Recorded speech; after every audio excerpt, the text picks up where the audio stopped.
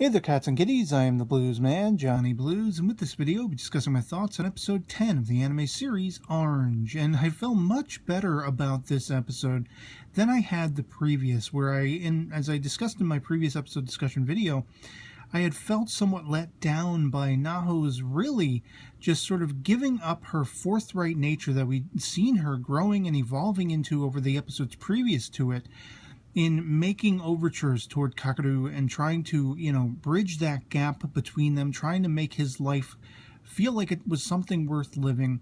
And she was doing that a lot by herself, a lot on her own, with the guidance of the letter from the future. And I just felt like she completely turned herself off when she found that her friends would be supportive of her in this effort. She kind of turned her brain off for a little while there.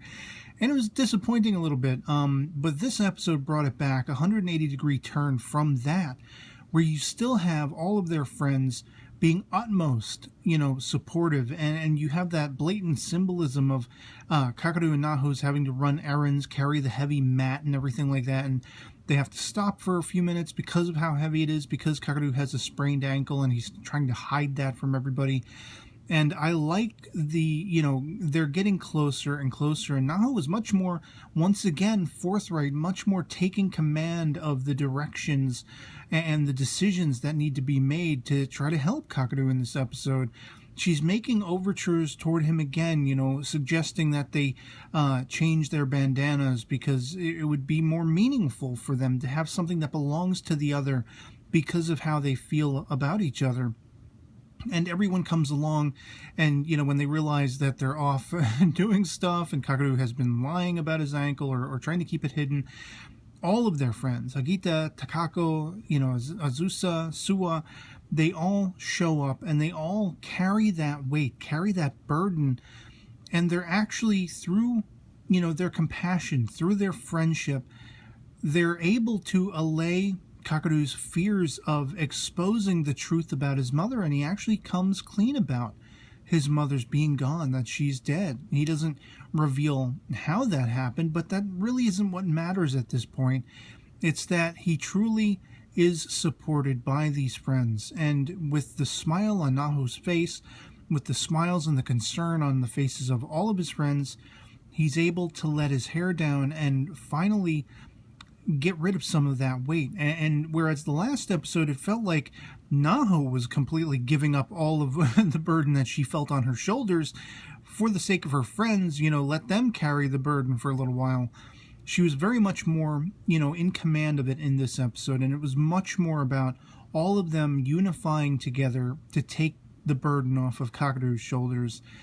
And it was just so meaningful. It got me misty-eyed when he started to reveal that fact of his mother not being there, that he wished, she could be, and he felt guilty about trying to have fun and trying to smile, and wouldn't she be disappointed looking down upon him wherever she is now, and all this kind of stuff. And I love Azusa's piping up and saying, wouldn't you rather your mother be happy instead of worried? I mean, look how worried we all are about you, because we get the sense that something is wrong.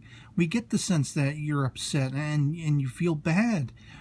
And if we're this worried, if Suwa is grimacing this much and spending so much time, if Naho is spending so much time looking at you and watching you and just wanting the best for you, wouldn't your mother want the same?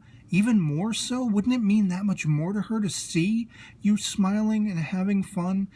And you really get the answer to that toward the end of the episode with Kakaru's grandmother, who relates back to the flashbacks we've been seeing of his being in kindergarten or whatever it was, or preschool, and being in a track meet very much similar to this, where he won. And he wasn't smiling and he wasn't feeling good, but when he won, it all changed. And his own mother was so happy and so joyous and so celebratory. And she'd be looking down on him in the same vein, feeling the very same way in the here and now. And of course he says, I hope so, and he's smiling, and I feel like for the first time it's genuine. I feel like for the first time they've reached him, and they've really genuinely made him feel good. I love how they, there was some poking fun at the idea, like if you win the track meet, if we all band together and we win the track meet, Naho will give you a kiss or whatever. If you lose, Suwa gets the kiss and all that kind of stuff. And just to see the elation on Kakadu's face when he basically asks Naho, can I keep the bandana that you gave me, because it's something so meaningful and I'm so attached to now. And he leans in and he gives her a peck on the cheek, although it kind of looked like the way it was animated. He kissed her like on the hair, the side of her head. But in any case, he was just so happy and he ran off happily, and it just made my day, as compared to the last episode, which was again mildly disappointing for me.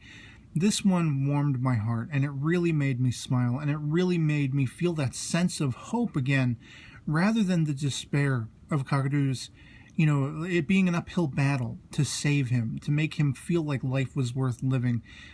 If he doesn't genuinely feel that way with this episode, not to say all of the hurdles are as yet completely allayed, I'm sure there will still be emotional, situations to come. But at least for now, they really managed to make him happy, genuinely happy, at least I feel. And thus I was happy for it. All the ribbing between everybody. Everybody knows that Hagita is so into Azusa. Like, the completely playful, tsundere nature. It's kind of weird for me to say a tsundere guy, in a way, denying that he likes her and everything, getting all hot and bothered when people say that. But it's absolutely adorable and hilarious, and I love it.